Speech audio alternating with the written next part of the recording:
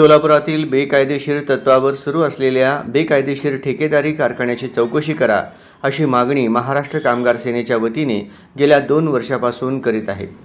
त्यावरून जिल्हा सहकारी उपनिबंधक यांनी वारंवार या बेकायदेशीर ठेकेदारी विडी कारखानदारांना बैठकीस आमंत्रित केले, तरीही कारखानदार उपस्थित राहत नाहीत। यावरून सहकार उपनिबंधकांचे आदेश बेकायदेशीर ठेकेदारी विडी कारखानदार जुमानत नाही असेच दिसून येते।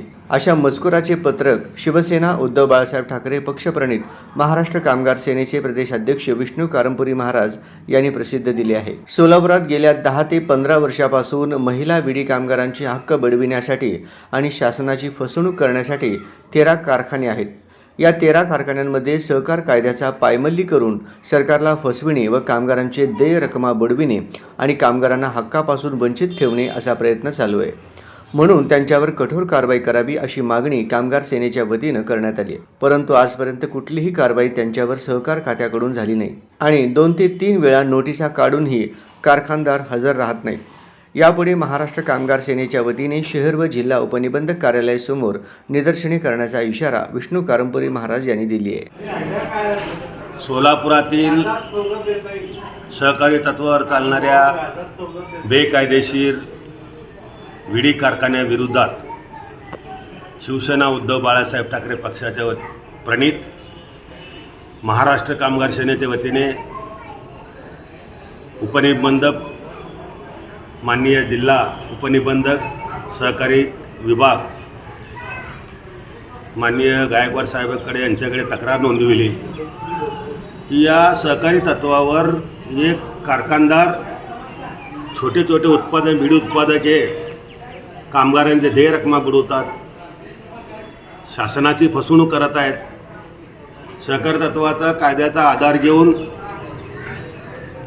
या सहकार तत्वाच्या कायद्याचा आधार घेऊन गरिबांना बुडवतात, सरकारला फसवतात, कायद्याचं भंग करतात।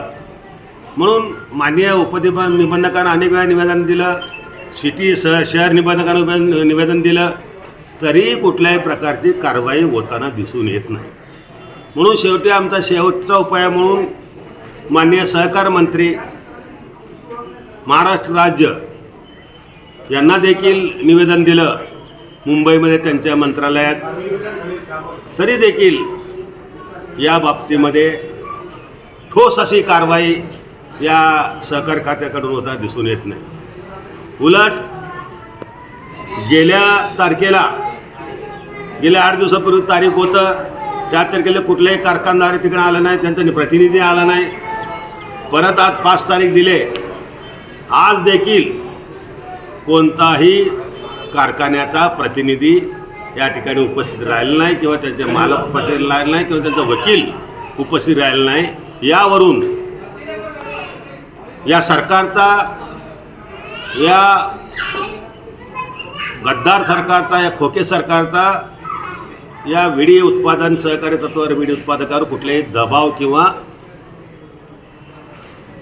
दशक नाही आहे किंवा त्यांना कायद्याचा भीती नाही, म्हणून असे प्रकार घडत आहेत। आज आलो आम्ही नेहमीप्रमाणे की साहेब नाही, दौऱ्यावर गेलेत पुढच्या तारखेला। ठीक आहे साहेब, साहेब येतील पुढच्या तारखेला, पण कारखानदार आलेत का, त्यांचे प्रतिनिधी आलेत का? आले नाहीत, पत्ते सापडत नाहीत। अशा प्रकारचे उत्तर दिले जातं, म्हणजे आंधळा खातो कुत्रा पीठ जाळतो अशा प्रकारचं या ठिकाणी कारभार चालू आहे। यामुळे भ्रष्टाचाराला आणि कायद्याभंग करून गुन्हेगारीला, सहकार तत्वाच्या गुन्हेगारीला वाढवत आहे अशा प्रकारचे माझं म्हणणं आहे। म्हणून आम्ही शेवटच्या या ठिकाणी संधी दिलेली आहे की कामगारासाठी करत असताना आपण थोडं थांबावं, या उद्देशाने आम्ही थांबलेलं आहे। या पुढच्या तारखेला जर त्यांनी नाही आले, उपनिबंधक साहेबांनी काय निर्णय नाही घेतला, तर सहकार खात्याने निर्णय नाही घेतला, तर उपनिबंधक कार्यालयासमोर, शहर आणि जिल्हा कार्यालयासमोर आम्ही भव्य निदर्शनं करू अशा प्रकारचा या ठिकाणी इशारा देतो। जय हिंद, जय महाराष्ट्र।